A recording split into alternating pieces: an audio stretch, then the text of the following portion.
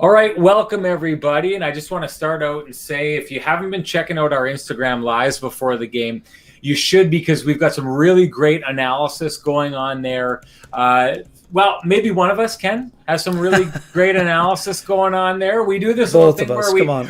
where we let me just go here. I think I've earned the right to go a little bit here. We do this thing where at the end of our analysis we check who we guess at who's going to win the game. So last game I won. I called a 5-2 Jets victory. It was 5-1. I was way off, but I was close enough. Tonight I called a 3-2 victory, and Ken was way off. He called 4-2 with an empty net goal. And I can just imagine Ken, because I know how I felt when I was sitting on the couch and watching the game in that last when they've got the net pulled. Like either I was going to look like a hero or you were going to look like a hero. But on this night, it's me who looks like the hero. I go up in the series. And, hey, people are taking notice right off the bat. Videos are Reddit, who's been here checking out our shows, and clearly he's checking those out earlier. Sean called it 3-2. I think we should spend the first it's been a minute. I think we should spend the first 5 minutes of this show with me bragging about calling that. But let's see if we can get you a trophy on this. So maybe we can get the trophy made up. Maybe somebody that we know has a connection to a trophy maker. Yeah, there we go. Hey, it's a marathon, not a sprint. Okay, it's one a marathon. Last thing before we move on, as we score this marathon, when you hit it on the nose, is it worth more than 1 point? Well, I mean, if I got 2 points for a shutout, maybe you get 2 points for calling it bang on. I don't know. I thought, last time you had the rest of this. I had the point differential and one of the scores right on the shutout. My goodness, we're still back to see. I said it after last time. I'm taking it out of the judge's hands because it was the audience who stole that one. I should be 3-0 right now. Anyway, moving on. Let's get to some actual analysis of the game, not our little guess and wager beforehand. Your takeaways from tonight. Yeah, I mean, I thought the Jets were very sound defensively, partly based on what they were doing, but Calgary just looks like a team that is in disarray at 5-on-5, Sean. I mean, I don't think there's any other way to put it. They were not dangerous at all in the game. And, I mean, yes, the Jets were definitely sound, but I just didn't really see that push that for a team that has its season on the line, you didn't see the desperation until it was basically too late. On the flip side, the Jets were very sound defensively. We know their power play was, lethal tonight. There's no doubt about that. And then just a really smart play. I mean, Tucker Poolman breaks that play up. Great stretch pass, and Kyle Connor. Most players in the NHL, Sean, overskate the rebound on that play. And especially a guy as fast as Kyle Connor. However, the fact that he was able to maintain his body position and control of his body to tap in that rebound is exceptional. But again, overall, not a whole lot to complain about for the Jets. I mean, obviously they took advantage of that late 5-on-3. Now they're 3 for 3 this year with the 2-man advantage. I thought that was, I mean, again, Milan Lucic is not a dirty player, but if you see a guy's numbers, you cannot finish that hit. I'm sorry. I mean, that's one thing I think the NHL needs to do a better job is cleaning up the hits from behind. And, I mean, again, Blake Wheeler was quick to stand up for Milan Lucic, but I didn't like the hit. And, I mean, I think those are the kind of hits they're trying to get out of the game. And there was really no complaint it was an obvious, it probably could have been a major. Instead, it was a double minor, I guess, and you toss in the roughing. But overall, another solid game from Hellebuck. I mean, the goals that beat him are, one of them's kind of a lucky bounce, and the other one's a nice redirection. A lot of people asking, since you're talking about it, do you think the NHL is going to look at it? Do you think he's going to get suspended? I don't. I don't really think it'll. I mean, I don't know if it's I think it was a major, but probably not necessary to suspend. But I mean, because he didn't get one, all the hits are looked at. I don't expect a suspension to result from it, especially because Mason Appleton wasn't injured. Fortunately for him, I didn't like the hit at all. That Connor goal that you're talking about and the position he put himself in to score that. I mean, Is there anyone who saw that in real time who didn't think that the Calgary Flames player had put it in? I mean, his hands were so fast and he puts himself in such a good position to get that puck in. It absolutely, I was convinced that the Jets had just been the benefactors of two amazing bounces to go up 2-0. But no, that was just an absolutely phenomenal play. I wanted to talk on that. But I also thought the play that leads to Kyle Connor going in all alone there, and Ezzy from Illegal Curve, I'm sure they talked about it on their show. Yep. He'd put it out. He counted 4 Calgary Flames players changing to create that play. And this is the clip from Daryl Sutter after the game. Says, we had some really dopey hockey players in the first period, and it cost us the game. And it goes back to the point that you're talking about. This is a team that is fighting for its playoff lives and making really, really bush league mistakes against a team that you just can't, that you know is opportunistic. I mean, I take a look at these two teams, and I think the Calgary Flames, as close as it was, do not deserve to win on a night like that. They probably didn't deserve to get it within 1 goal. How can you be playing that kind of hockey with this much on the line? Yeah, it's a great question. I would also say that I don't necessarily think it was a bad line change. The result was bad because the puck did not get in deep. Like Dylan Dubé, I think, had the puck. You have to get that puck deep, because if you're at the offensive blue line and you're tired, that's when you're supposed to change. But you're assuming that the puck is going to get deep on that situation, Sean. So again, I'm not taking the players off the hook entirely, but I mean, that is literally when a coach would tell you to change. I guess you have to make sure it does get deep first. But I think the play itself was, if that puck gets deep, we're not talking about a bad line change, I guess. So opportunistic, you're definitely right. I mean, I honestly, again, this is not a pat on the back or 20/20 vision. I did think that Kyle did poke it in himself, but you had to see. I was watching his hands. That's why I thought he had a piece of it before. But just an explosive burst and a really smart outlet pass by Tucker Poolman. Wasn't taking a whole lot of credit for it, mind you, when asked about it. It's his first. He basically said the bench was yelling, "Get it wide," and he basically found the guy on the tape. But he took no credit. he like basically said, "I didn't even think to put it there," and someone yelled at me to pass the puck there, and I passed the puck there. Like I've never heard someone. You're talking about humility, and then you're talking to a guy who is almost like trying to shy away. Like it seems like if he could have gone to the ref and asked to have his assist removed, he would have done so. It seemed. Back to the Flames, though, and that dopey mistake. I mean, I think, Daryl Sutter is calling it that. It's probably the Dubé thing, but it's exactly what you said. Dubé's got to get it deep there, but those guys also have to make sure that he gets it deep before they do that, right? It's basically everyone wholesale making a mistake out there. And I go back to Lucic as well. I mean, that point in the game where you're in the end, they potentially could have recovered from that, but they go down 2 goals because at a critical time in the game, Lucic does that and then gets suckered into a roughing penalty on top of it. It's in the 4-minute mark that I mean, if it's just a hit from behind, they probably get away with it, but it's a 4-minute minor, and in the second half of the 4-minute minor, they take there's pressure and Markstrom shoots the puck out, and all of a sudden you're down 5-on-3, and we'll get to that. But I just think from the top of that game to the bottom, for a team that is supposed to be deep and a team that is supposed to be now under Daryl Sutter's control and have more in the way of discipline, this is just a team that is showing me every reason why it is not going to be a playoff team. Well, and that's what Eric Francis told us this morning on our show, right? He said he thought that these guys were, toast. I mean, he basically didn't expect them. And I also think the dopey comment from Sutter, Sean, relates to the lack of fire. I don't know that he necessarily meant just that one play. I just did not see it. I didn't see a team with a pulse, to be perfectly honest. I didn't see. The only time I noticed Johnny Gaudreau was when he was getting wallpapered by Neil Pionk. Yes, after that he had a nice shift, sure. But where was he at for the first 50 minutes? Nowhere to be found. I mean, they're not getting enough. Well, the one thing, and we also talked about this morning, Sean.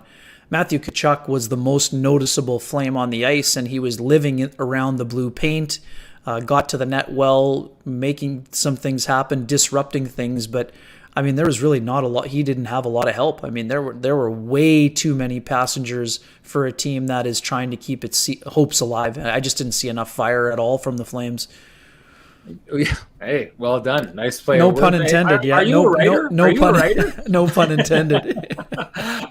You talked about the 5-on-3 in that goal there. Let's get to the power play. I don't know if they're. I mean, I don't want to give too much credit to their power play when it comes to that first goal. I mean, that's a lucky bounce. I mean, you can say that the right things are happening, and you go to the net. And I said that earlier. Go to the net, and the good things happen. But I mean, I don't know that before that happens or after that happens until the 5-on-3 that I'm giving that much credit to their power play. 5-on-3, though, we have to give credit to. They're 3 for 3 on the year.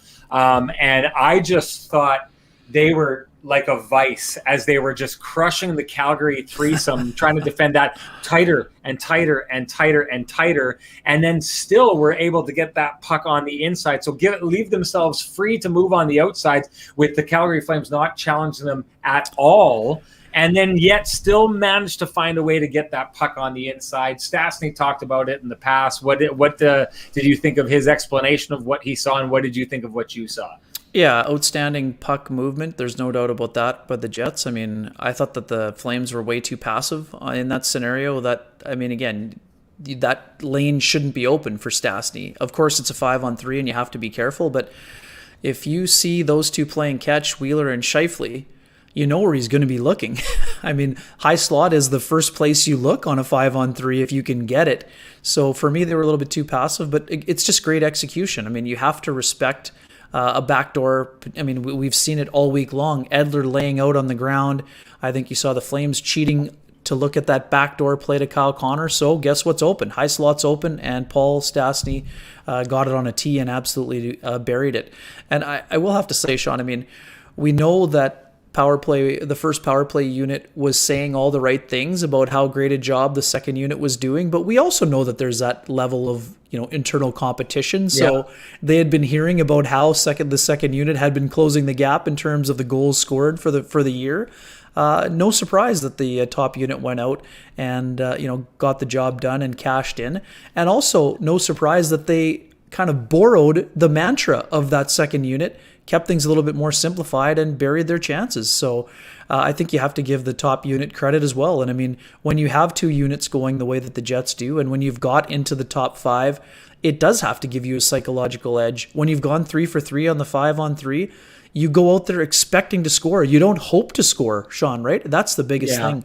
While we're rolling here, I mean, folks, thanks for joining us. This is awesome. I think we're over 150 people here at 12:30 in the morning, and we're really just getting rolling here. But thanks for all the support. This is awesome that you're joining us, and we're loving it as much as you are. So keep the comments flowing here. Ken, do you think they missed my call earlier? Should I go through that again? You maybe just tell people to go back and look at the trophy comments from everybody else here.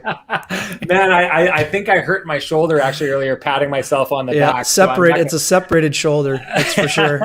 I'm not going to do that again. Good thing we know a few chiropractors.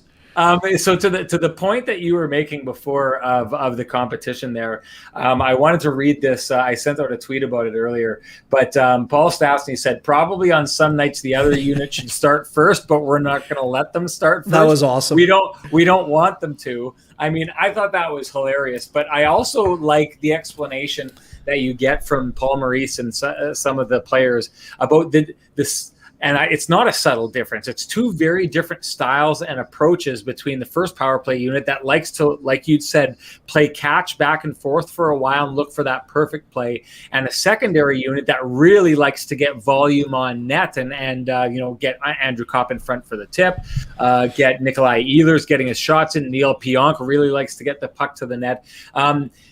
Give me an idea of why you think those contrasting styles work so well, and maybe the ability for them to catch defenders in between those two styles in the middle of the power play. Yeah, I mean, I think the other thing too that the second unit really does a great job on is with those net front presences, Sean. I mean, I think that Matthew Perreault's done a dynamite job with getting screens and getting tips and getting to the front. I mean, obviously Andrew Kopp with that high slot tip. I think the other part too, Sean, that we've seen now And it was partly what led to that first goal with the Paul Stastny high slot tip. We've seen a ton of those chances. Yes, this one went off Blake Wheeler's skate, but I mean, those are the things that are starting to work for the Winnipeg Jets. So, I think that the top unit's been going for so long that they, occasionally look for the perfect play. I think that's fair to say. But the second unit is all about shot and shot volume and creating that chaos around the net. So I think that's why they've had success. But again, first unit borrowed a little bit of that mantra today, and it worked out for them. And I think that'll be something that they definitely will continue to try to do as they move along here. Okay, I wanted to talk about that. You touched on it, that line, the perfect pass. Stastny talked about that, and the idea that's what they're looking for, and that's quite often what Blake Wheeler and Mark Scheifele are looking for on that play. And I think that's one of the things that in the past has potentially frustrated Jets fans, the idea that they just work it around and work it around and work it around and never quite go there, or never quite get the puck to a spot where it's going to be dangerous. Now, the advantage of that, and I remember last year, Paul Maurice really used to rely on this explanation, and I thought he was kind of either fooling himself or trying to fool us, but he'd talk about their possession numbers in the zone, and it's like, well, if you're never shooting the puck and you possess it the whole time, you're kind of killing the penalty by yourself. But the way that Paul Stastny had it, and I've almost lost it, the way that he said it, and maybe you can add to this, but the way he said it made a ton of sense about that line and what they do, especially when it works with that second line. If you become that line that just slowly moves it around and looks for that perfect pass, if you get the perfect pass, you get the goal, right? Or your chances of getting the goal are greatly increased. But what you also do is you trap that defending unit in the zone for a while. But if you can switch it out all of a sudden and now get the high volume guys out there, it's kind of like the best of both worlds, right? Like you get the guys who are going to shoot, and create chaos and try and jam that puck in. And you get the guys who are going to make the pretty play and put it in. Do you think that the perfect pass works all times, or do you think maybe the perfect pass works when you've got the 1-2 punch that you have now? Yeah, I mean, it's certainly part of it. I mean, we've seen the Jets score in a lot of different ways, right? I mean, we've seen Kyle Connor become that one-timer threat the same way that Patrick Laine has been in the past. We've seen Mark Scheifele score from the right-hand side there on the two-man advantage against Toronto. We've seen Blake Wheeler. I thought he had one opportunity where he made a really smart move to get to the front, but I thought he maybe could have gone to the jam play. We've seen him go to that jam play before. It's caused some rebounds, some chaos around the net where maybe Kyle Connor jumps on the rebound. And now we saw that, on the two-man advantage, Paul Stastny getting open in that slot shot that we've seen also. So, I mean, the thing about the second unit, I mean, with the way that Ehlers reloads on that side, with the way that Neil Pionk is getting it through from the top, just they have so many options on both units that it makes it hard to defend because you can't really defend the same way against those two units. And because Blake Wheeler is such a great puck handler, because Mark Scheifele is not afraid to stick handle it, because they're just so comfortable with the puck. And, Josh Morrissey at times is getting that shot through as well. I mean, they really have a lot of weaponry there. And because they're so different, you can't go in and say, force the half wall, that's going to help you, or force Wheeler down low, or lay down across. I mean, because there's so many different dynamic weapons, it makes it really difficult for the opponent to kind of lock in on trying to say, hey, if you pressure here, we're going to have success. Well, you can do that against one unit, but against the second, it's more of a risky venture, as we've seen the way the Ottawa Senators, when you come with pressure against the Jets, sure, it can work sometimes, but if you miss, it's big trouble for you. What do you think about this idea? And I get this. I think there's a lot of Jets fans that feel the Jets pull out games with opportunistic scoring, with great goaltending, with a good power play, but that all those things in the end mask a 5-on-5 game they don't think is quite there, that they believe is going to catch up with them in the playoffs. Do you agree? Well, I mean, I don't see a big issue for the Jets. I mean, I think it's a fair question, Al. I just don't see that there being that much of a deterioration in terms of the Jets 5-on-5 game. They've got plenty of weapons that can score at even strength as well for me. And having a top 5 power play, that will never be something that you hold against a team. That's what you want to be. I mean, the Jets, when they were having their most success, had a 4th and 5th ranked power play. including the year they went to the conference final. I mean, it can be the difference maker.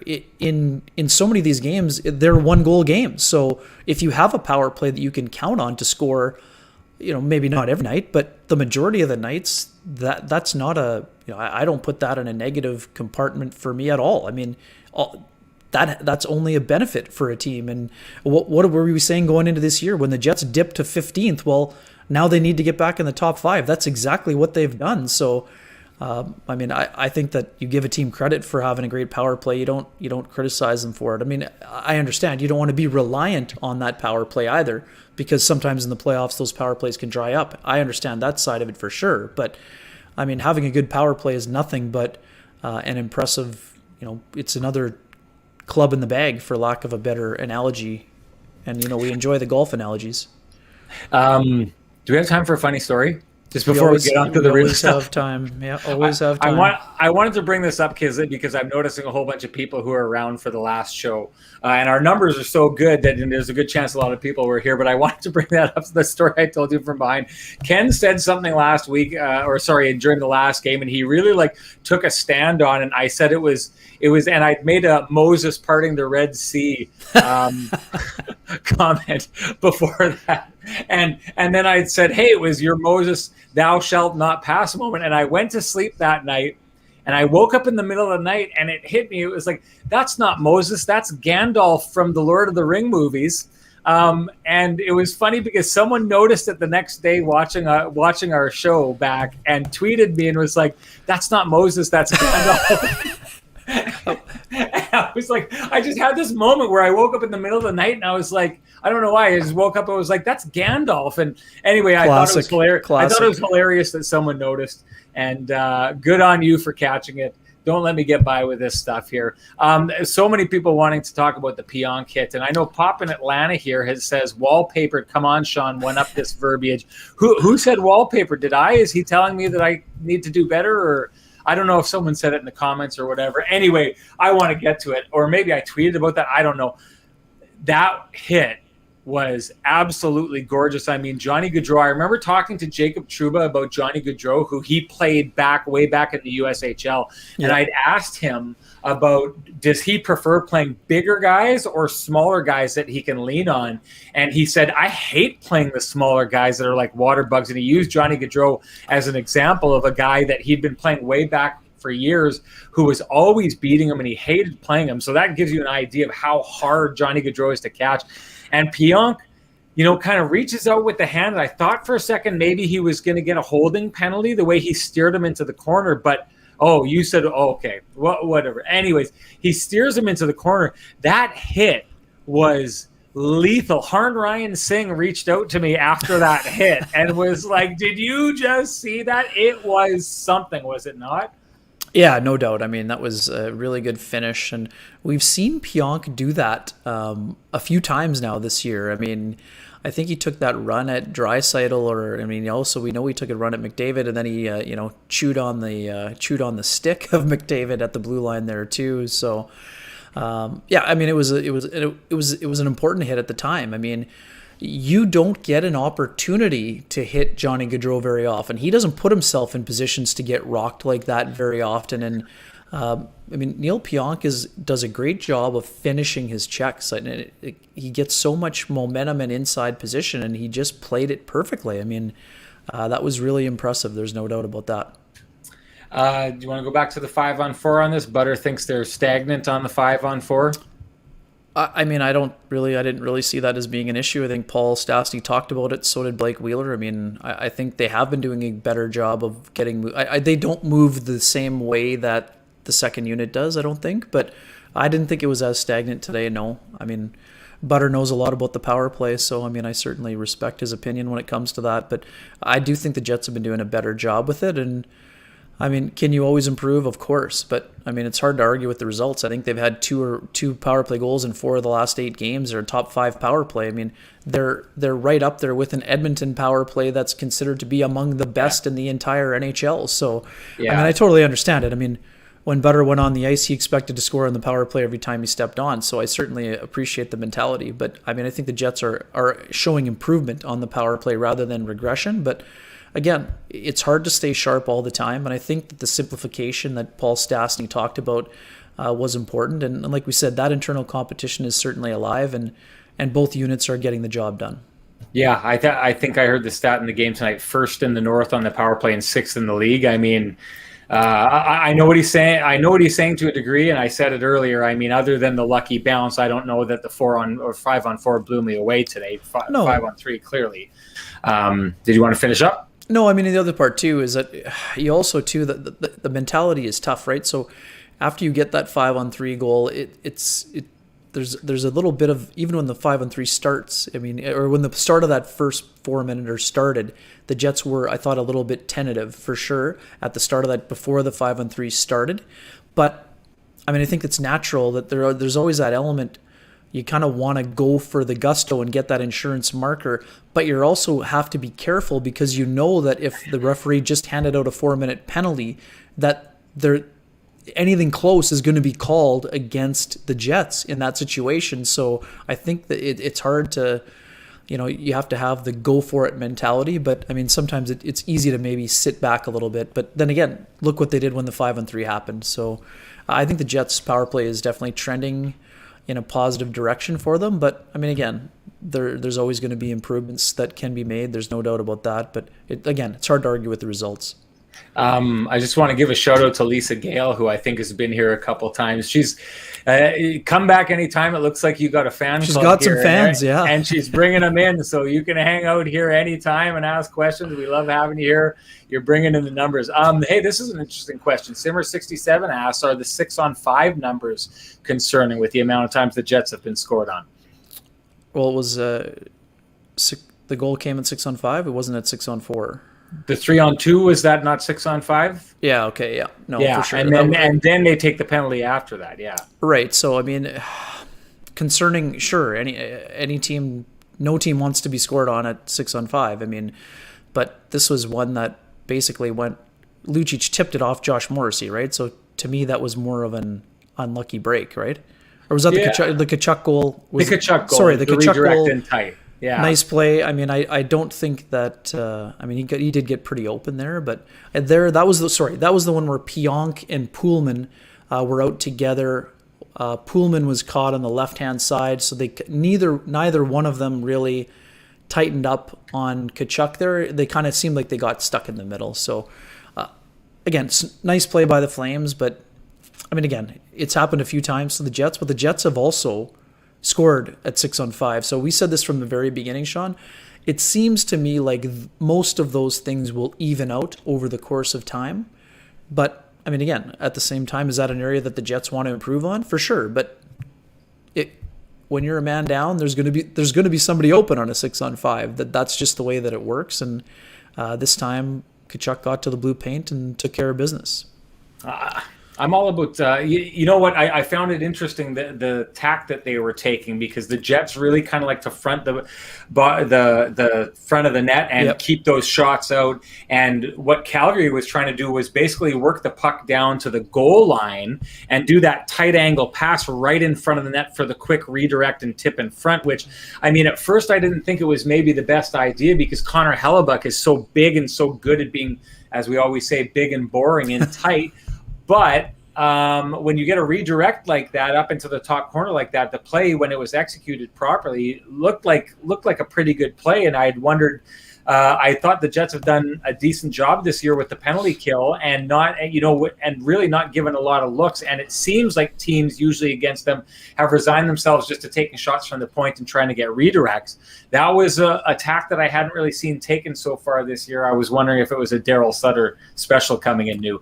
One of the other thing too, I mean, what we saw the other time against Vancouver, I think there was at Elias Pettersson one time where we saw JT Miller, kind of that one-time spot has been open previously, but I think it was interesting that they did attack from down low. I think it has more to do with, Calgary's strengths as a team. I think they're maybe a little bit more apt to maybe attack from down low. But having said that, I mean, I thought that, Noah Hannafin was able to generate some offense from the back end. He had that shot off the crossbar, but it's definitely interesting. I mean, the Flames, I was expecting more from the Flames tonight. I mean, what will we expect tomorrow? I mean, I think the Jets know they're going to have to, elevate and be ready for a push. Like, they knew the push was coming in the third period, but I mean, the Jets really clamped down defensively. I think they had only given up 13 shots in the first two periods. So I think structurally the Jets did an excellent job defensively for sure.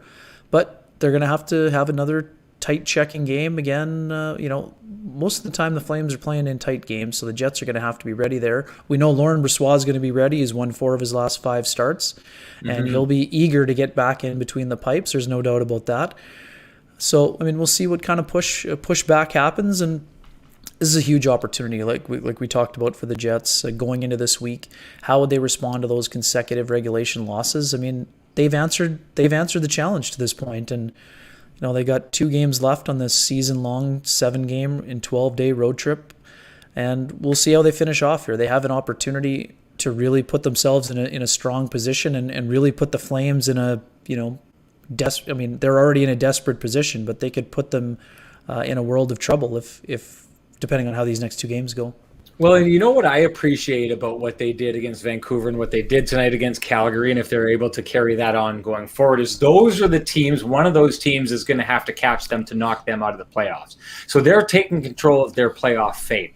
Now, the teams that they kind of went on a little bit of a jag against, I know they got 5 out of 6 points against Toronto, but I think everyone agrees that Connor Hellebuck stole 3 of those points, and it wasn't necessarily their best showing.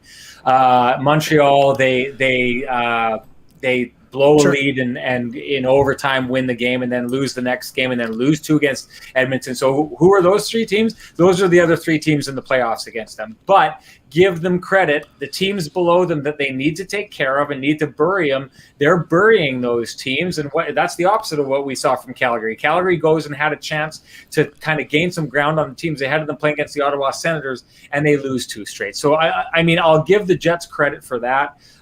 They're showing up when they need to against the teams that at this point they've put themselves in a position to eliminate or at least make it so that they're not going to catch them. And we haven't even really touched on the fact that they grab a share of first place. I mean, once again, if you're the Edmonton Oilers, who looked like they had a little bit of a buffer on them, and now all of a sudden that buffer's gone and they're behind them, what kind of pressure do you think the Jets are applying on those teams? Well, and Toronto's about to play Edmonton, right? So one of those teams is going to be losing. One of those teams is going to be losing in that series coming up as well. So, I mean, will it be a split? Will it be a sweep? I mean, we basically, you're saying this going into every series, that the difference between a sweep and a split could be everything when it comes to the playoffs. And we know that the Jets still have a very difficult and challenging schedule down the stretch. They're going to see a lot of the Toronto Maple Leafs down the stretch.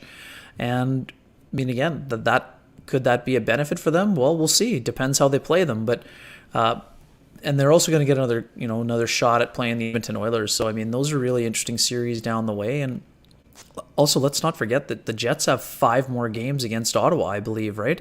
And yeah, they're 4-1 so far, yes. Yeah. But we also know that they've beaten Calgary 5 times, and I think they've beaten both Montreal and Toronto, I think, 3 times apiece. Yeah. So they're in that happy zone where they're out of it, so they play free. So some nights that means they get blown out, but other nights they work incredibly hard under thje Smith. They're getting great goaltending lately, and they battle. So I mean, it's going to be very interesting to see how they play down the stretch drive and what kind of impact will they have on the playoff race, because they can embrace kind of that spoiler role, if you will.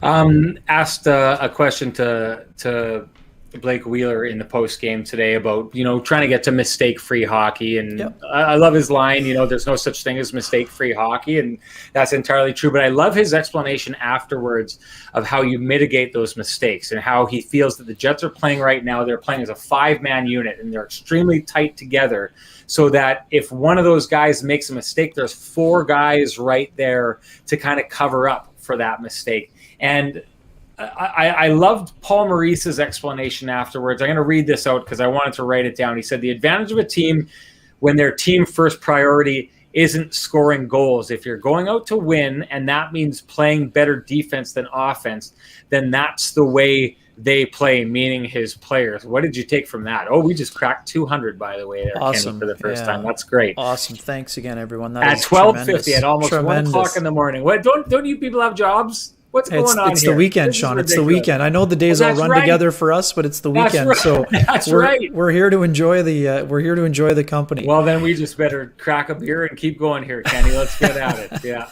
No, it's been impressive. I mean, I think that there has been an embracing of that, and I think what he was getting back to that whole maturity angle that we've been talking about a lot, and you got guys that have been able to put up big numbers, but they want to win. I mean, everyone wants to put up big numbers. There's no doubt about that. But when the common goal becomes winning, that's when teams can take that next step in their development. So I think that, they're handling that part of it really well. And again, the other part that we're seeing is if you do your job defensively, it's going to create offense for you, no matter what line you're on. So I think we've seen that really, really happen here for the Jets during this little block of games. You think the Flames are done? We're seeing that up and down here. And I know that Eric Francis essentially told us as much on the podcast this morning, and he covers the team. Do you feel like they're done? Yeah, well, here's the thing for me, Sean. I think it certainly is trending in that direction, but I would also be careful because they have games. I think they still have 4 or 5 against Montreal. So when a team has those head-to-head opportunities, they're not out of it. So I totally understand. I mean, if the Jets would sweep the series, Calgary would be in a very precarious position. But how are the Montreal Canadiens going to respond to this COVID scare that they've had, to the shutdown? What's it going to mean to their schedule? It's going to be compressed. I mean, if a team gets an injury or two, we know that the Canadiens have depth. They added more depth in adding Eric Staal. They have a great backup in Jake Allen, so they should be able to keep Carey Price rested during the stretch run. But until we see some of these things unfold, I'm not really running to the front of the line to say a team's done with 20 games. I mean, we've just seen examples over the course of the years that when it looks like the time to count a team out, well, suddenly they rise from the ashes and get on a roll. I mean, I'm not expecting a, Hamburglar type run for the Calgary Flames based on what we're seeing right now. But Jacob Markstrom, when he's on his game, is one of the best goalies in the NHL. So the Flames, I don't think, are completely out of it, but they're certainly in some serious trouble, and they're going to have to get things turned around really quickly. Or, I mean, one of the questions I know are the comments from earlier. I mean, if you're Brad Treliving and you don't think that you have the horses, might you look to make one of those big blockbuster deals at the deadline? I mean, could the Flames be sellers in the next week or two? Sure. I mean, but Brad Treliving also believes in this group and thinks that they can still win, but at some point, if the same players are not getting the job done over an extended period of time, he might have no choice but to try to change the core group. I want to go back to the comment about the 5-man unit and the Jets electing to play defense first over offense. Sure. Kind of sounds like a strange thing to say about a team that has 6 goal scorers in the double digits. And I know Colorado was one of the other teams, and Florida, the other team. But it kind of goes back to the idea Paul Maurice had talked about at the beginning of the year of building offense off good defense. And do you think that that's essentially what we've been seeing this season? I do. I think that what we knew about the Jets going into the year has come to fruition, Sean. We knew that the Jets had an elite level goaltender. We knew that they had probably one of the best top 6 forward groups in the NHL. We've seen the emergence of the third line go from checking to checking plus line and be able to provide a lot of secondary scoring. We've seen a rejuvenation from Matthew Perreault, both on the third line where he was spending the majority of his time, and then now on the fourth line. We've seen some confidence shown from Paul Maurice. We've seen some ice time given to the fourth line, which has always been an issue since Paul Maurice's arrival, certainly depending on the personnel. But outside of 2018, he hasn't found enough ice time for his fourth line. The schedule has dictated part of that for sure, but he also trusts them. I mean, you have a 2-time Stanley Cup winner, you have a guy, a veteran in Nate Thompson, and you have Perreault playing at a very high level. I mean, on a lot of teams, Matthew Perreault would be playing higher up in the lineup, but he's embraced his role rather than Rather, got me again. There's another great one there. Great one. I love the chirps. I love the chirps that entirely derail us to the point that I love seeing in your head when you're talking, and then all of a sudden you start reading, you're like, it just takes you right off. I love it. Good for you. Good for you, those of you who can take Ken off his game. It's a hard thing to do. Simmer. Nicely done. But yeah, I mean, so, and the other question about the Jets was would they be able to go and get their power play going into another top 5 or top 10 unit even? I mean, that was going to be a thing that could differentiate and separate them from the pack. So most of those things have come to fruition, but you're right. I mean, we were expecting it to be a challenge for the Jets to defend. We knew that would be their top priority, to get better at that job, in defending as a 5-man unit and being connected. So they've done that to a degree. There've also been nights when they had some difficulty defending. We know that that's also accurate. Sure. So this is going to be a continuous process.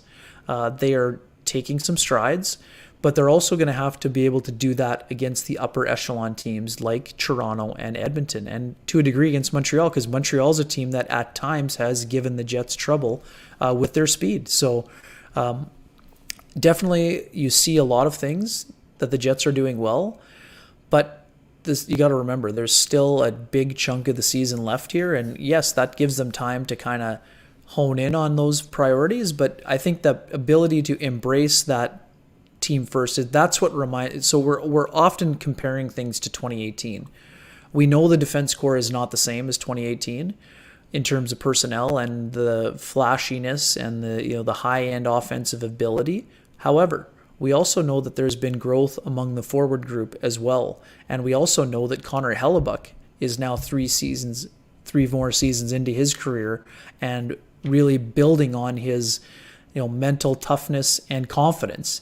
He believes he is an elite goaltender, and he wants to be the guy that leads his team when it matters most. So I expect the other thing the Jets have done is we were wondering what level of goaltending that Laurent Brossoit would provide, and he's provided an excellent level of goaltending, which has allowed the Jets to keep Hellebuck in rhythm, but also keep him fresh, which is absolutely critical, because there have been times where they probably had to ride Hellebuck a little bit too hard, and maybe that's caught up to him when it came to playoff time. I mean, do you think that Hellebuck is at the stage right now where, especially those games against, he almost gets the back-to-back shutouts, and we saw what he did against Toronto, and yet it feels like we've talked about him, but we haven't talked about him, and like what he's doing right now is pretty darn special, and we don't talk about it like that. And I wonder if it's just at the stage where our expectations for Connor Hellebuck have become so high that it's almost barely worth talking about him unless he gets a shutout. I mean, Paul Maurice brought it up the other day in that game where he got scored on late in the shutout, and clearly Andrew Kopp has 4 goals in that game, and that takes a lot of attention. But he'd said late in his press conference, like, we haven't even talked about the guy yet, but Connor Hellebuck, and he said it again tonight, Stastny said it tonight about the team defense and what was working so well. And he was like, well, our team defense is great because our goaltending is great. Like, that's the story, if you want that there. Are we not talking enough about Connor Hellebuck? And I'll ask again, I don't think that he played well enough early in the season to be in a position to be considered for the Vezina Trophy. Do you think he's playing his way back into the conversation? And do you think there's enough runway for him to get there by the end of the year? Well, it's going to be tough just because we know the high-scoring nature of the North has sort of skewed the numbers a little bit. But even though Hellebuck's numbers, I think he was rocking around a 9-10 save percentage about a week or so ago, he's got himself up to 917 now, and he's got that goals against down to 2.63. So the numbers are not quite as good as they were last year. I don't think there's any argument about that, but I think that the quality of opportunities he's facing is still very high, and he's been excellent, even though, like we said, we understand that if you're just looking at the raw numbers, if a goalie gives up 3 or more in 8 consecutive starts and 12 out of 13, that's not necessarily Vezina caliber, but you have to dig a little bit deeper into the numbers in terms of goals saved above expectation and the type of goaltending he's provided on a lot of those nights. I mean, I think he's been excellent. I mean, can he get himself into the Vezina? I mean, there's been a lot of really impressive goaltending appearances and showings this year so far, And because of the high-scoring nature, it's going to be a challenge. I think he can get himself into the conversation. Can he be the flat-out winner? He'd have to go on a real heater in the second half, but, I mean, we've seen him do that before, and I honestly think you could probably argue that we're seeing it now in a lot of ways. I mean, it's almost taking a perfect shot or a redirection to beat him right now because of that big and boring nature. Technically, he looks like he's absolutely locked in. I mean, he's going to get a nice little break here. He's going to get Saturday off. He's going to get Sunday off, and he's going to be back between the pipes on Monday and then be ready for another stretch here. So I think he's in an excellent position. I think the Jets have done an excellent job of managing, like I mentioned earlier, the rhythm versus rest element, and they've been able to do that because of the reemergence of Laurent Brossoit. We know how hard he worked in the offseason, and we know that it was disappointing for him because last season didn't go well. He was planning on using last season to become an NHL starter, and his numbers dipped. And I mean, we also know the circumstances weren't great, but the backup plays the back end of the back-to-backs, and sometimes if you're on the wrong end of a blowout, it skews the numbers. But I thought that Brossoit built really strong down the stretch last year. He carried that over into his off-season training. He worked incredibly hard, and he's really taken advantage of every opportunity he's gotten. And again, he's not going to get those 20 starts that he was hoping for at the start of the year, but I think he's going to be between 12 and 14, which is really important for the Jets. Folks, I'm having a hard time keeping up with you because you're doing such a great job with this. I noticed some people talked about the Joker Eats shirt. I just want to tell a quick story. I was in Helsinki at the Hartwall Arena covering the Jets had just picked Patrick Laine, and he was going to be playing for the World Cup team. So I was there to do some coverage of him. And I wanted a shirt, and the store was closed because we had to show up there so early. So I actually went to the offices and banged on the door till a janitor came and let me in and walked through the offices. And as I'm walking through the offices in Hartwall Arena, Yari Curry, who is now the owner of the team, but was the GM at the time, was in his office, and no one's supposed to be in there. And I walked past his office, and he gave me the most puzzled look, like, who is this guy and what's he doing here? And the janitor took me into the back and, like, X-Acto knife cut open a box and pulled a shirt out for me, like went through it for sizes and tossed it to me. And like, I handed him, I forget what it was, $20 or $40 or whatever it was. And I remember thinking to myself, like, I don't know that money is going to get to where it's supposed to be. But anyways, it was just such a surreal experience because, I mean, we grew up in the era of the Oilers being the Oilers and Yari Curry being amazing. And, you never played a road hockey game where some kid wasn't yelling out that he was Yari Curry. Everyone loved being Yari Curry. I remember that. But just, you know what?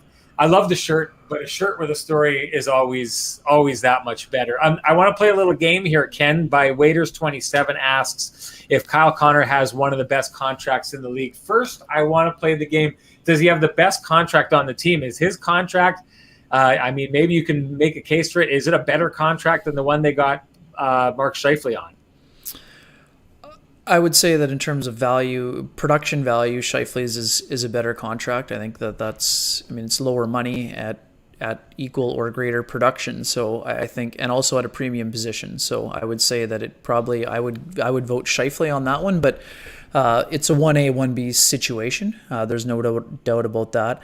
And what you also have to consider, I think that for Kyle Connor, is that there had been some inflation for salaries between the years that Scheifele signed and Connor signed. I think getting him at that number was still a very reasonable number. We know that Kyle Connor is working to round out some of the other parts of his game, his board plays, defensive work, sort of those things. But these guys are both, elite talents. Kyle Connor is an elite level goal scorer. We talk about this a lot. We hear a lot about the defensive play. I've said it about Mark Scheifele a lot, and I will say it about Kyle Connor as well. How often do we talk about Phil Kessel as being a defensive specialist, Sean? Ever? Has anyone ever said that? No. Yeah. If you have that ability to put the puck in the net, you have a little bit of leeway. And the other part about Connor, he was used on the penalty kill in years past, and I think he was pretty decent at it. The only reason he's not doing it now is because Paul Maurice wants to use those roles for his third and fourth line guys. So I think it's an incredibly great value contract. But I mean, again, there's Nathan McKinnon's got a great deal. I think you got to look at the Boston Bruins. All three of Bergeron, Pasta, Pasternak, and Marchand, they're all in the $6 million range. So some teams there are some great bargains out there, or value contracts, and the Jets do certainly have some of them. I mean, Nikolai Ehlers, I think you should throw Nikolai Ehlers in there as well. Agreed. I mean, he signed his deal at a time where the Jets were banking or paying for the projection, and I mean, the projection is just starting. I think that Nikolai Ehlers is going to be much like Kyle Connor is going to be, and probably Mark Scheifele could be that as well. Those are all guys with 40-plus goal potential, all at very reasonable between $6 and $7 million contracts. So when you're getting that level of production, that's a value contract. We know it's still a large sum of money, but in terms of what's being handed out, I think those are all really great contracts. And I mean, again, I don't think you can mention Jets value contracts without having Ehlers in the equation. Yeah, I agree. And to your point about, you don't always have to have an offensive player be the best defensive player. I always look back, and this is going way back and probably showing my age, but that year that the Devils won when they were the defensive juggernaut, but they had Alexander McGillney on their team. Like, Alexander McGillney rarely played defense, but he was that guy on that team that would go out and get, if you were up 3-2, he'd get the fourth and fifth goal and you'd win 5-2, right? Yeah. There's a place for those guys. And I've always said that. I mean, hey, you got to try and get a player's game as well-rounded, but a lot of times when you're paying guys for offense, that you don't want to be doing anything that limits that offense. And I have kind of wondered in the past about the way a guy like Matt Barzal is being handled. I'm not going to question the coach, because Barry Trotz, in my opinion, is the best coach in the NHL and is able to get something out of all of his teams. But Matt Barzal came into the league as a point-per-game player and hasn't been back there since. And his coach, Barry Trotz, says what he's trying to build is he's trying to build an all-around player that gets back to that level of production, but is a phenomenal shutdown guy at the point, at the same time. But, I mean, at some point you got to wonder, how much do you need to take away from a guy's offense to get that much more offense out of him when you can get players who are specifically just designed to play that role? Ken, where do you want to go from here? Good question. There's lots of stuff going on here. What do we have? Did we miss? Oh, here's an irony commentary here, right there. Yeah. Thank you, Troy. Comment from Paula Dead about Nick Ehlers being quiet. What have you seen from them? I know we've been hearing some, and this was, I mean, other than Kyle Connor, it seemed to be a little bit, we're hearing comments about a sleepy game. I mean, I don't think that we saw, we hear so much about the potential of that line. I don't think tonight was exactly a great example of it. Yeah, I mean, they still got one of the most important goals of the game, but in terms of, we had started to see some extended zone time shifts and some really dominant play from that line. I don't think that was there today from the group as a whole. Not as dangerous. I don't think they moved the puck quite as efficiently. I mean, the other part of it too, some nights, even when you're as great a skater as Nikolai Ehlers, sometimes your legs are not going to be completely there. And again, I think that line has been playing just fine. I think that Dubois is really starting to find his game, but I mean, I think it's fair to say that line wasn't great today, but that was just kind of one of those games that was kind of played in the mud. It wasn't a wide open game. I think we heard Paul Maurice talk so much about style of play in the Edmonton series and in the Vancouver series. This was one of those games where the Jets and Flames haven't played each other for a long time. They sort of, it was more of a grinder type of game, if you will. And but it's not going to be dominant every night. I mean, that's the other part that people need to remember. I mean, that line has certainly earned the right to have a mediocre night on occasion, and I would expect that they'll be flying around tomorrow. And do you think we're here? Do you buy into this PLD being out of sync? I don't think he's out of sync. I think that he's learning where he's fitting in. I mean, he's been, like I mentioned on the pregame show, since that first block, that 2-game block followed by the 4-game break, he's been almost operating at a point-a-game level, and I think that's pretty impressive for a guy who's being used in more of a second second/third line role, depending on who's coming over the bench. I mean, I think that he's getting his legs, and like I said it before, I think as the games get more important, Alistair, I think that Dubois is going to raise his level to the level that he played in the bubble last year. I really do. I think he's the type of guy who can be an absolute playoff performer and a huge difference maker for the Jets as the going gets tough during the stretch run and into the postseason. People want to talk trades, and we get that. We've touched on that quite a bit here. What do you think the holdup is right now, Ken? I think people are thinking if they're going to get this done, they should get it done and out of the way as quick as they can. But do you think what's happening right now is an expectation, especially from a guy like David Poile, that the market is going to have to come to him at some point? He's kind of waiting for the fish to get into a feeding frenzy before he makes his move? I do. I mean, we've talked about it from the beginning. If you want to jump the queue on a premium player, you're going to have to pay a premium price. So right now, I would guess that David Poile is putting his line in the sand and saying, I'm not doing the deal without Heinola, and Kevin Cheveldayoff is hanging up the telephone. So we think that Heinola is untouchable, or as close to that as one could get at this stage. I think he's untouchable. I don't think he goes. Yeah, so do I. Yeah. So, but I mean, the job of David Poile is to get the best deal that he thinks that he can get. But here's the thing. There's no impetus for David Poile to make the move early, right? Right. And some people would even argue that Nashville feels like they're maybe still in the race, right? So then for sure you're not going to trade one of your top two defensemen on the team. So I don't think that it's a big surprise that Poile's not moving the big target. Of course, I mean, again, so Stahl moves today. The quarantine situation certainly helps all NHL teams. And the real interesting wrinkle for me, Sean, we know that I think there would be some benefits to making the deal early if you're the team like the Winnipeg Jets or any team in the North Division. But the reduction from 14 to 7-day quarantine is a massive difference. And the other part, we're going to see similar to the Paul Stastny deal that we talked about before, because of the economic implications the pandemic has caused, there will probably, the market is going to be flooded by players at the last minute. So I'm not suggesting the Jets should wait necessarily, but there could be some benefits to waiting. It would be how I would put it. But again, the supply and demand is, the food chain is certainly going to dictate where things are going. But right now, I just think that the price tags are too high, which is not a surprise, Sean. In free agency and at the deadline, the prices you pay are at a premium for the most part. Can you find a bargain here or there? Certainly. But a person like David Poile, who I don't think is going to go with the scorched earth rebuild, if he's trying to do it on the fly, he's trying to maximize the assets he gets in return. And that's probably been an impediment for teams that are making calls on someone like Matthias Ekholm.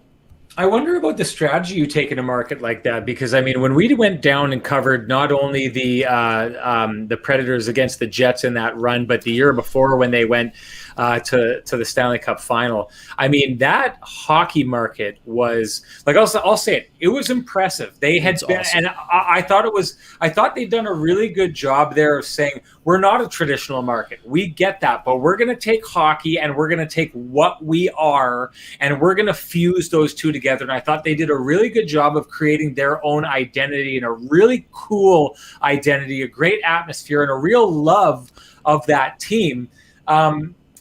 Because of that, don't you think that team should be able to kind of break down? And I feel like that's one of those situations where they're trying to keep that team alive, but they've been trending down now ever since that 2018 run. That was their peak, and they have clearly been getting worse and worse and worse. And it seems like they keep trying to inject life into a body that's slowly dying of gangrene or something like that. Like, can they not in that market sustain a 2 or 3 year rebuild and break it down rather than trying to constantly re-inject something back into this? Well, I mean, you got to look at the age of their core group. I mean, Roman Josi is just won the Norris Trophy. So you don't want to waste 2 or 3 years of your Roman Josi in his prime while you're rebuilding. I mean, when you have high-end players like that, you think that you can rebuild around them quickly, which is, again, why you're asking for high prices here.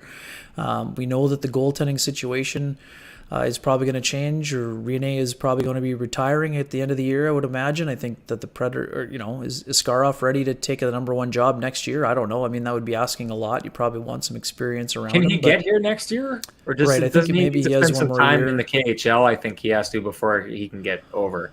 Right. I'm not sure. I mean, I'm not sure. Goaltending will be a big question mark then, right? So it's super interesting. I mean, it's a fair question. Can they sustain a rebuild? Well, maybe, but David Poyle's also the kind of GM that swung for the fences before, so and wasn't afraid to trade a high-end defenseman like Seth Jones for Ryan Johansson, who had a really good run and then sort of flatlined a little bit. But the Predators got a lot of money invested, and they've got a lot of talent, and they're not getting a lot out of the group right now. So again, I think they're looking for more of an injection to the core group. But I mean, Elliot Friedman, our colleague, mentioned it this week. Ekholm might not be the guy on the move. So one here, I think it's Ian Bale asking. I think it's Ian. Anyways, Josh Manson is someone that I mentioned this week in my trade deadline preview. I think that the reports. I was speaking with Dan Wood, who does the color commentary for the Ducks this week.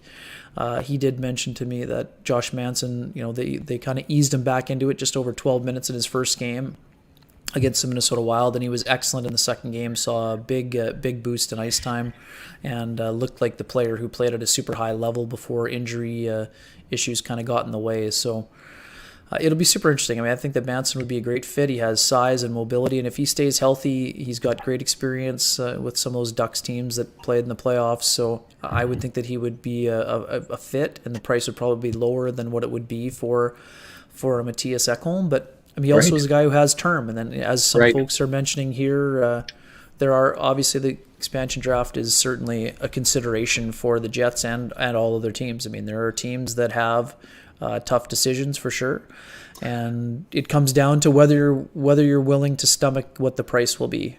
Well, and it's interesting because I think the conversation started off as being, if you're going to get a defenseman with term, then that means you're going to have to leave probably DeMello unprotected. But I mean, the conversation is switching to leaving DeMello unprotected anyway, regardless of what happens, and protect Stanley. I mean, again, we're back to that idea that you and I have explored of, in the end, you're only losing one guy. If you can go get a really good guy and you end up losing a guy on the bottom end, is it that big of a deal if you can snag a Josh Manson? Do you even have that consideration if you can snag a Josh Manson? Yeah, I mean, I think that DeMello's value goes beyond the traditional numbers. I think he's a very smart puck mover, and he does a lot of things really well. Pardon me, but I think the Jets would probably look at a side deal regardless in those situations. I want to just tackle this one quickly, Willie. Okay. This is a simple answer. If the Jets want to go on a deep playoff run, they need to add someone to their top four on defense. So blowing the bank on someone for 2 playoff runs is what teams that think they're on the precipice do. And again, if there's an argument to be made that the Jets have a strong enough defense core to win 4 rounds, I mean, I'm not sure that I'm willing to go that far. I think there are pieces there. I think the pieces coming in the future are quickly going to turn the Jets' defense from a question mark to a strength. Having said that, you speed up the process exponentially by bringing in someone with the experience and ability of Matthias Ekholm. That's why you consider paying a high premium price for a player like him, who's 30 years old at this stage of his career. I'm sorry, I want to go to line A because a bunch of people were talking about him, and I'm not going to go. But and this is why I wanted to talk about this pre-game. We didn't get to it.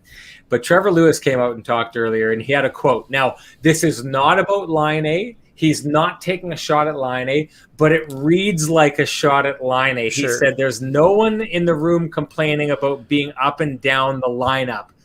And I just thought for a second, and we've had this conversation about, I know some people think that the room just entirely changed when he left, and that was a problem that was holding them down. And I think we both agreed that Laine, came out, and Paul Maurice talked about it. He came in like a man. He played like a man. He put forth his best effort while he was still with the Jets, and did that thing where if you want out of town, play well and increase your value, and you'll get sent out of town. But when Trevor Lewis said that, I couldn't help but think again, I know he is not targeting Patrik Laine, but I couldn't help but think having a lineup in which everyone knows their role, is not worried about what line they play on. What effect has that had on this team? Yeah, I mean, the role definition, I think, is certainly something that is important. But again, I think that as much as Patrik Laine wanted to be a first-line player, he still provided effort. So I don't see that being a big deal. Personally, was there a weight lifted for someone who is probably not going to be with the team long term? I mean, I think you could make that argument, but I mean, I don't think this is, people who are simplifying it as boiling it down as saying the Jets had to get rid of Laine and that's lifted this big weight. I don't believe that, but I think that you're right. I mean, the role definition and people accepting their roles has played a huge role. I mean, no better example than the third line right wing job. I mean, we both know that Jack Roslovic has a lot of talent, and that has been on display at times in his career. There's no doubt about that. But the facts of the matter, Sean, are that Jack Roslovic was not really that interested in playing the third line right wing role. Not only is Mason Appleton interested in playing the role, he's playing it effectively and has been a productive player in that job. So does that help the mentality of a team when, as the saying goes, everyone is pulling on the rope the same way? Sure, that's going to help a team, but I mean, I think that it's just the biggest thing for me is the maturity of the group, people embracing where they're at, and the other part that you and I have been talking about a lot, those people pushing for more. The Andrew Kopps, even Appleton is a great example. These guys are producing in their current roles, but they're not complacent, and they want to continue to push to show that their ceiling is higher, like a Nikolai Ehlers, who's having another outstanding year. But I think that Nikolai Ehlers wants to play more, and I think he's going to continue to push to play more. I love this line. I think this explains our group here. It's great stuff. We should probably getting out of here, Ken, but I wanted to, this is kind of totally off and it's not Jets, and maybe people will be upset about that, but I like this question. The potential for the pool for the Kraken, the player pool for the Kraken, looking as good as it was for the Golden Knights. What are your thoughts on this? Because I remember, and I'll be the first one to say this, when the Golden Knights picked their team, I thought it was a dud. I entirely thought it was a dud. That's a whiff for you. Yeah, a massive whiff. Yeah. I don't think that the pool will be as strong. I think that a lot of general managers or hockey operations staffs will have learned from the last time around. I do think that the Seattle Kraken will try to leverage certain teams again, still for sure, in those side deals if they can get them. But I think one of the other things that we have to consider, I mean, the Kraken staff is brought in a lot of smart people in their hockey operations, but the scouting has gotten tougher in a lot of regards. I mean, we know that the Vegas Golden Knights, I mean, because we saw it. I mean, Kelly McCrimmon was at a lot of those Jets and Moose games in the year leading up to the expansion happening. So I think that there have been some complications, maybe not as much in the United States, and we know that they've got a lot of analytics and data people that can follow things as well. But I think that the pandemic will make life more difficult when it comes to forging a team, because I don't think these have been optimal circumstances for anyone. So I think there's always going to be a bit of a gamble to the players that people are getting. But that's why I think the folks in Seattle will take that wider lens, and their decisions won't just be made on this season. They'll look at a wider scope of things to take into consideration. So, I mean, I think it'll be super interesting. I think they're going to do well. But again, that the beauty of expansion also, Sean, is that outside of Vegas, and maybe not even Vegas, but when a player like William Karlsson becomes a 41-goal scorer, when on a team like Columbus, he could barely be a fourth-line player. That's what expansion is about. It creates opportunities for individuals to spread their wings and show that they can do more than just play on the periphery of a roster. So, and then what are the investments that Seattle's going to make in young players? Can they leverage situations where they can get a Shea Theodore, or they can get an Alex Tuck, or you can get a high prospect in some of those deals, and how do you augment those guys with veteran players? I mean, that I'm very curious to see what their approach is. And the other part too, let's not forget, Vegas adopted the whole misfits and that castaway mentality, if you will, and it really worked for them, and that really helped them forge an identity. You mentioned earlier about the potential for the Jets to make a deal, and I really do wonder about that, because you just said it. The teams that made deals to protect guys gave up some of those names that you're talking about: Tuck, Theodore, Marchessault, guys who've turned out to be massive hits for that team. So if you're the Jets and you're trying to protect someone, I mean, again, it's not like just throwing a couple maybe prospects. Like you're throwing away real significant prospects to save guys of the present, and maybe either leveraging your future or giving away guys who have real potential that maybe you think are one-offs, right? Marchessault is a guy who was a 30-goal scorer, but they really didn't believe in him as much as they thought, and ended up giving away two players, part of their top line, Riley Smith. And I mean, so I take a look at it, and I think every single team that made a deal to try and save guys ended up getting fleeced out of it. So if you're the Jets, don't you think that limits your appetite for potentially making a deal, rather than just saying, let's just take our medicine and let them pick who they're going to pick and move on from it? Yeah, I think that's a way that it could go for sure. I think that the whole point is, you're going to lose a good player, whether you're any team in the NHL, or most teams are going to lose a very good player. So we've talked so much about depth. I mean, the Jets will either lose a very capable forward, or they'll lose a capable defenseman. Just water in here, Dylan, but thank you for asking. Yeah, I mean, but again, there's always, we can't forget, I mean, as much as we know it's a business, there's always going to be an emotional attachment to certain players that have been developed in the system. And when you see some of those players blossom, it's hard for a hockey operations staff to just flat out say, hey, that's just the way it goes. Yeah. When you put in the investment time on players, now you're going to watch them flourish with someone else. I mean, almost all the time those people want to see the rewards. They want to reap the rewards after putting in the time. So right. I think it's going to be very interesting to watch. I think that sometimes you just got to swallow and move on and look at the job of replacing those players, which, again, in a flat cap world that we're going to be living in, there's going to be a lot of teams. I think there's been a lot of talk this year, and Chris Johnson, our colleague, wrote about the Leafs' ability to add $700,000 veteran players.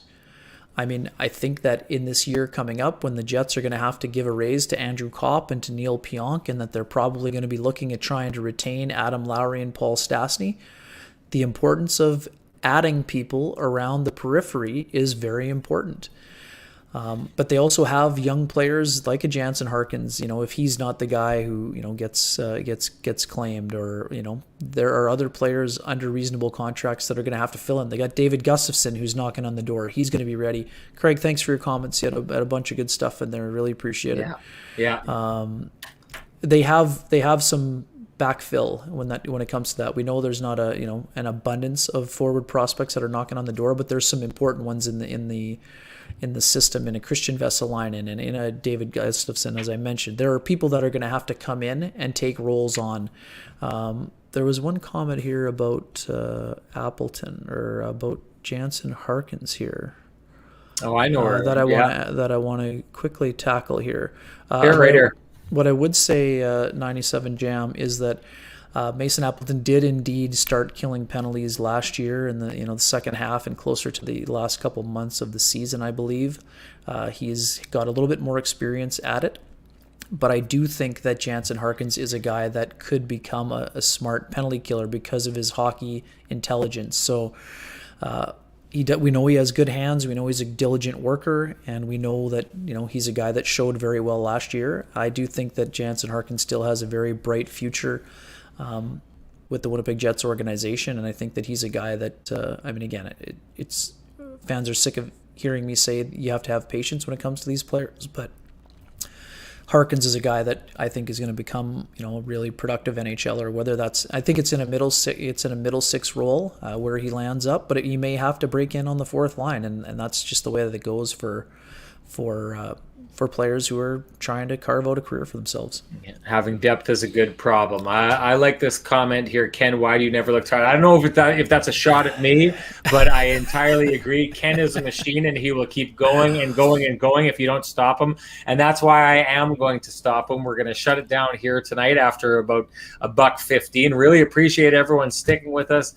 As we always do, we are so lucky to be able to talk with you and have the passion that we see from you. It builds our shows. We basically get on and let you take us in the direction that we want to go in, and it means a ton to us. If you like what you see here, go to our YouTube page, Kenny and Rennie.